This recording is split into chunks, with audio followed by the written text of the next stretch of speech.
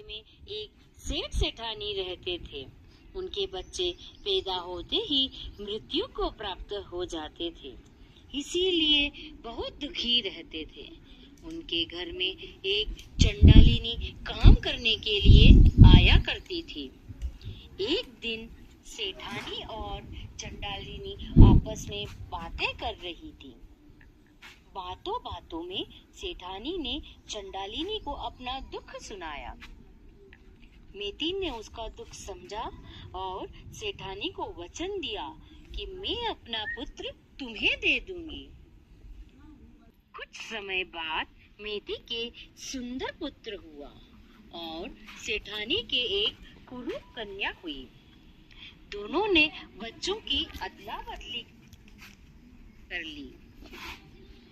पुत्र को पाकर सेठ सेठानी फूले नहीं समाये और उसका नाम रखा मैतार्य। जब मैतार्य युवा हुए तो उनका विवाह 8 श्रेष्ठी कन्याओं के साथ तय हुआ। लेकिन उसी समय एक देव उपस्थित हुआ और उसने रहस्य खोला कि यह तो एक चंडालिनी का पुत्र है। तो उन श्रेष्ठी कन्याओं ने मैतार्य से विवाह करने के लिए इनकार कर दिया। बाद मैतार्य का विवाह एक राजकन्या के साथ हुआ। 24 वर्ष तक गृहस्थ सुख भोगने के बाद मैतार्य ने भगवान महावीर से दीक्षा ग्रहण की। 9 पूर्वों का अध्ययन किया और जिन कल्प स्वीकार करके एकल विहारी बन गए। एक बार मैतार्य मुनि विहार करते हुए राजगृही नगरी में पधारे। मांस खमन के पारने के लिए भिक्षा के लिए एक सोनार के यहाँ पहुँचे। सोनार सोने के यव बना रहा था। ओहो ओहो, आज तो मेरा अहोभाग्य है।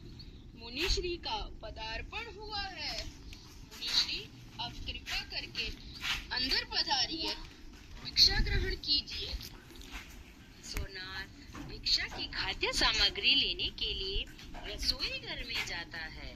इतने में क्रोंच पक्षी आता है और असली यव समझकर निकल जाता है। सोनार अत्यंत शुद्ध भाव से मुनि मैतार्य को भिक्षा देते हैं। मुनि श्री भिक्षा लेकर चले जाते हैं। चलो मैं अब मेरा बचा हुआ काम कर लेता हूँ। अरे मेरे यव कहाँ गए? कहीं ये मुनि मेरे यव तो नहीं ले गए?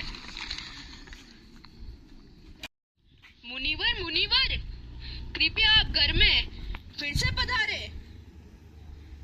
अरे मैंने तो आपको सच्चा संत समझकर भिक्षा दी और आपने आपने आपने क्या किया? मेरे यवों को चुरा लिया।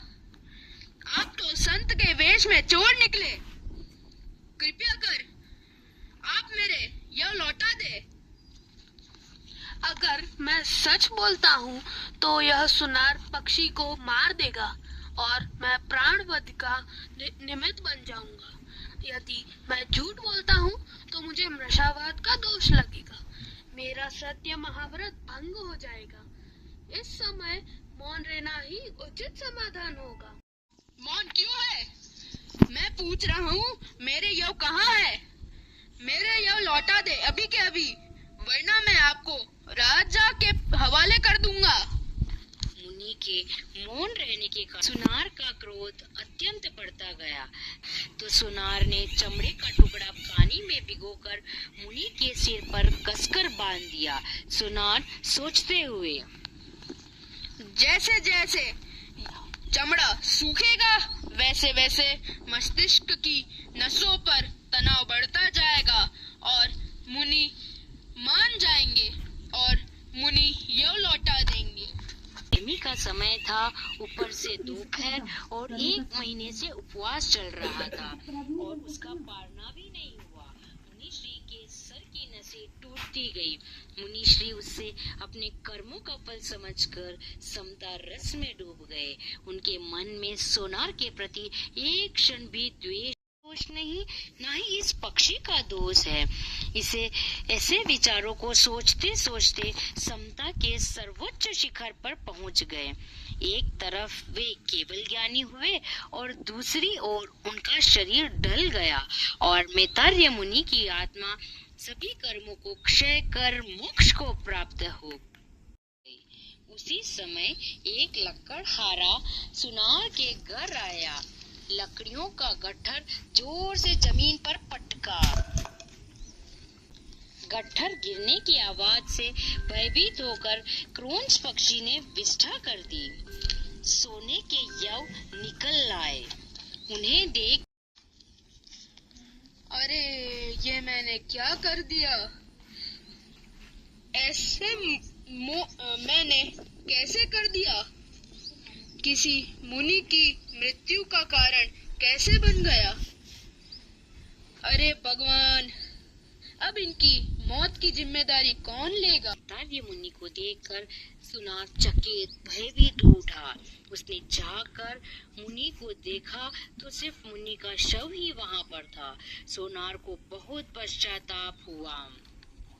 वह भगवान की शरण में पहुंचा। उस कपट हृदय से अपने घोर पाप की आलोचना की।